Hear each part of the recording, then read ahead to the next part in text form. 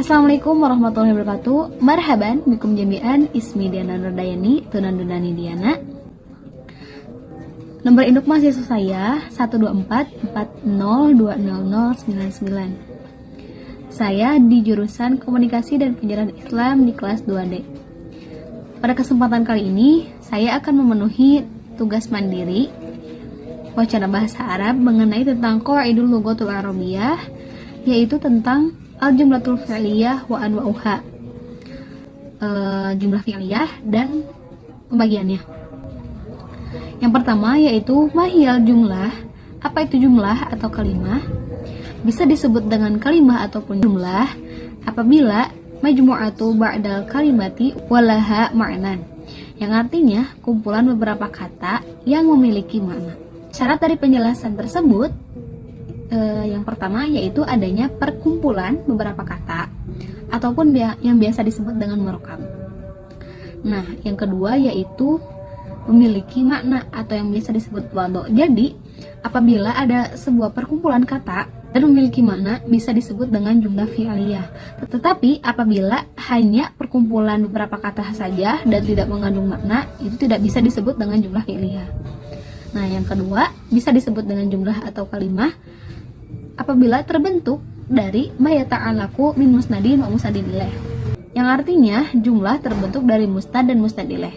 Apa yang dimaksud dengan musnad? Musnad yaitu adalah suatu perkara yang bersandar dengan musnad ilaih. Jadi apabila tidak ada musnad ilaih tidak bisa paham gitu, tidak bisa dipahami apa itu musnad.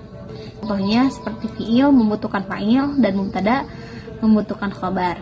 Jadi harus ada musnad dan musnad ilaih, saling melengkapi gitu. Nah, jumlah di sini, jumlah ini terbagi menjadi dua. Yang pertama jumlah fi'liyah, yang kedua jumlah ismiyah. Yang pertama yaitu jumlah fi'liyah. Apa itu yang dimaksud dengan jumlah fi'liyah? Jumlah fi'liyah itu suatu kalimah yang biasanya diawali oleh kalimah fi'il yang terbentuk dari fi'il dan fa'il. Nah, yang kedua yaitu jumlah ismiyah. Jumlah ismiyah yaitu kalimah yang diawali dengan isim ataupun harap. Pokoknya yang tidak diawali dengan kalimah fi'il. Itu yang disebut dengan jumlah ismiyah. Biasanya terbentuk dari mubtada dan khabar. Di sini saya hanya akan menjelaskan tentang jumlah fi'liyah.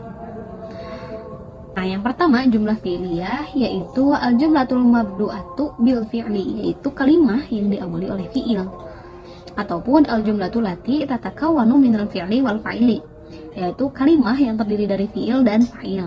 Jadi intinya jumlah fi'liyah itu yang diawali oleh fi'il dan dibersamai dengan fa'il. Itu yang dimaksud dengan jumlah fi'liyah.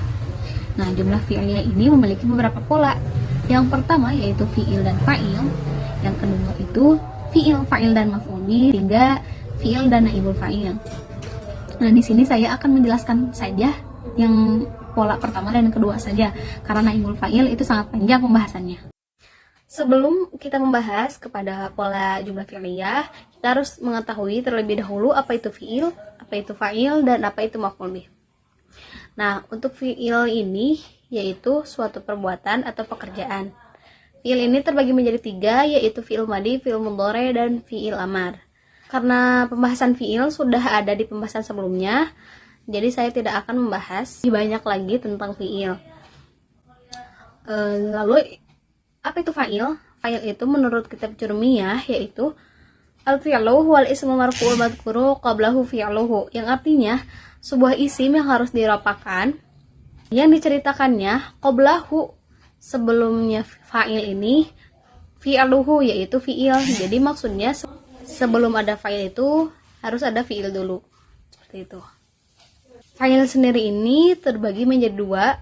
Yang pertama itu fa'il isim dhohir dan fa'il isim dhamir. Isim dhamir ini terbagi menjadi dua lagi. Yang pertama itu dhamir muttasil dan kedua dhamir mustatir. Apa itu yang dimaksud dengan fa'il isim dhohir? Nah, fa'il isim dhohir ini yaitu fa'il yang terlihat dhohir gitu. Nah, fa'il isim dhamir ini yaitu sebuah kata ganti yang digunakan sebagai subjek atau pelaku dalam sebuah kalimat dalam bahasa Arab. Karena domir ini sendiri yaitu sebagai kata ganti bahasa Arab seperti huwa, huma, hum, ya, huma, hunna, anta, antuma, antum, anti, antuma, antuna.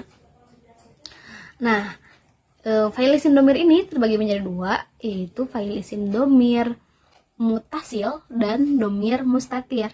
Isim domir mutasil ini yaitu fa'il yang berupa domir yang bersambung dengan kata lain seperti kata kerja, isim, ataupun harap. Jadi domirnya terlihat gitu dan bersambung ke kalimat lain. Sedangkan kalau domir mustatir yaitu fa'il yang berupa domir yang tersembunyi di dalam fi'il.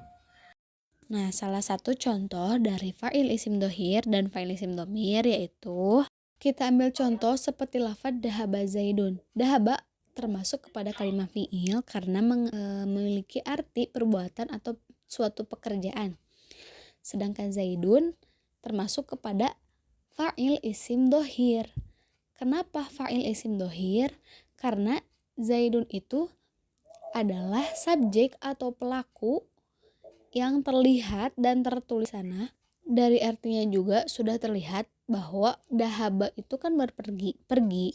Nah, apa yang pergi itu yaitu zaidun. Nah, jadi jelas zaidun itu termasuk kepada fa'il isim dohir. Itu terlihat. Salah satu contoh dari fa'il isim domir muttasil yaitu dahabtu ilal fasli.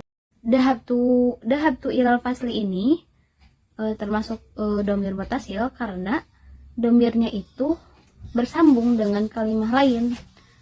Dahabtu. Nah, yang jadi fa'ilnya itu adalah yang dahabtu tu-nya.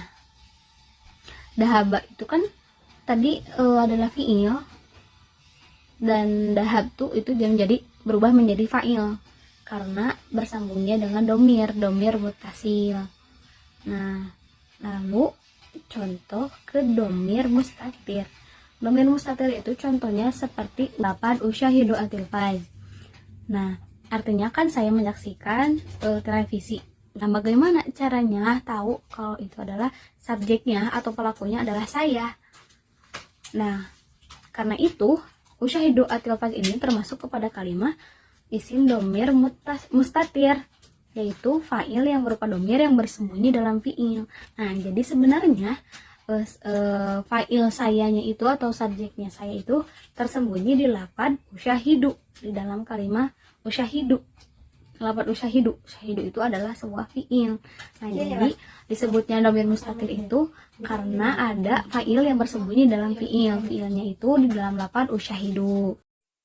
Fa'il itu terbagi menjadi dua. Jadi ada fa'il isim dohir, ada fa'il isim domir. Fa'il isim domir terbagi menjadi dua lagi, domir muttasil dan domir mustatir. Lanjut lagi kepada pembahasan selanjutnya yaitu maf'ul bih.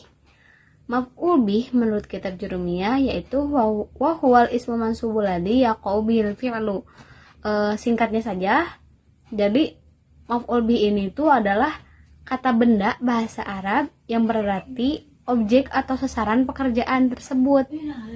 Jadi singkatnya, fi'il itu adalah suatu pekerjaan atau perbuatan, dan fa'il itu adalah subjek atau pelaku atau orangnya yang membuat perbuatan tersebut.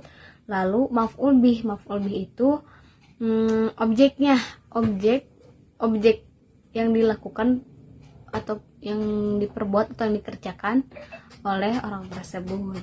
Seperti itu. Kesimpulannya, tidak bisa disebut dengan jumlah fi'liyah apabila tidak berkumpulnya fi'il dan fa'il ataupun fi'il, fa'il dan maf'ul bih. Terus mengandung makna. Syukron kasiron ala kulli ihtiramikum. Wabillahi taufiq wal hidayah. Wassalamualaikum warahmatullahi wabarakatuh.